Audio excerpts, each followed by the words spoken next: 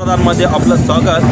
पुण्यश्लोक अहिल्यादेवी होळकर सोलापूर विद्यापीठ सोलापुराचा 21वा युवा महोत्सव यंदा सांगोला महाविद्यालय सांगोला या ठिकाणी गेल्या 4 दिवसापासून पार पडत आहे। या महोत्सवाचा हा चौथा आणि अंतिम दिवस असून आजच्या या दिवसामध्ये ज्या स्पर्धा झाल्या त्या स्पर्धेचा निकाल लागणार आहे। एकांकिका, वक्तृत्व, माईम, कव्वाली व त्यानंतर फोक डान्स अशा विविध स्पर्धा या ठिकाणी पार पडल्या। या स्पर्धांमध्ये बऱ्याचशा विद्यार्थ्यांनी आपले कलागुण सादर करून प्रेक्षकांची तर वाहवा लुटलीच, शिवाय त्यांनी आपली मार्ग देखील त्या ठिकाणी परीक्षकांकडे बंदिस्त केली आहे। या महोत्सवाची सांगता आज शोभायात्रेने होणार असून या महोत्सवाच्या दरम्यान ज्या काही निकाल लागले आहेत ते निकाल आज लागणार आहेत। महाविद्यालयाच्या परिसरात ही शोभायात्रा निघून मुख्य रंगमंचासमोर संपणार आहे। त्यानंतर लगेचच निकालाकडे प्रत्येकजण वाट पाहतोय। नेमका काय निकाल लागणार, कोण जिंकणार, कोण बाजी मारणार याची उत्सुकता प्रत्येक महाविद्यालयाला आहे।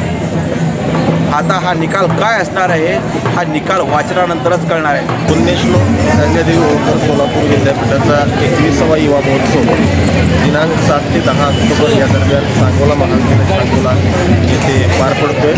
आज त्याचा पारितोषिक वितरण समारंभ आहे। या पारितोषिक वितरण समारंभासाठी ज्येष्ठ अभिनेते करंजी येत आहेत। तर गेले 3 दिवस 40 कला प्रकारामध्ये या स्पर्धा सुरू होत्या। अत्यंत चांगले स्पर्धक आणि चांगल्या तयारीची महाविद्यालय या स्पर्धेमध्ये उतरलेली होती आणि खुर्चीच्या स्पर्धा इथं झालेल्या आहेत। सोलापूर विद्यापीठाच्या अंतर्गत असणाऱ्या सर्व विद्यार्थी कलावंतांनी आपापल्या कलेमध्ये अत्यंत चांगली सादरीकरण केलेली आहे।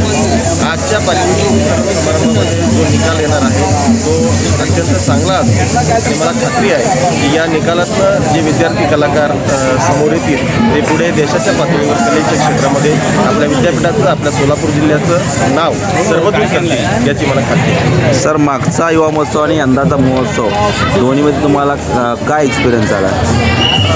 मागील युवा महोत्सव आणि या युवा महोत्सवामध्ये फरक एकच आहे की दिवसेंदिवस आपल्या मुलांची तयारी, वेगवेगळ्या कला प्रकारांचे जे आकृतिबंध आहे त्याच्या सादरीकरणातलं जे नेमकेपण आहे ते अधिक ठळकपणाने या युवा महोत्सवामध्ये समोर आलेलं आहे आणि खूप चांगल्या पद्धतीनं दर्जेदार सादरीकरण झालेली आहे।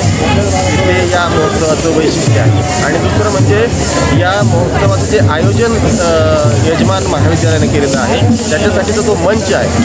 राष्ट्रीय महोत्सवाला जसा मंच असतो तो मंच या महोत्सवाचा होता आणि हे एक वेगळेपण या महोत्सवाचं आहे। विद्यार्थी कलावंतांना काय संदेश द्यायचा?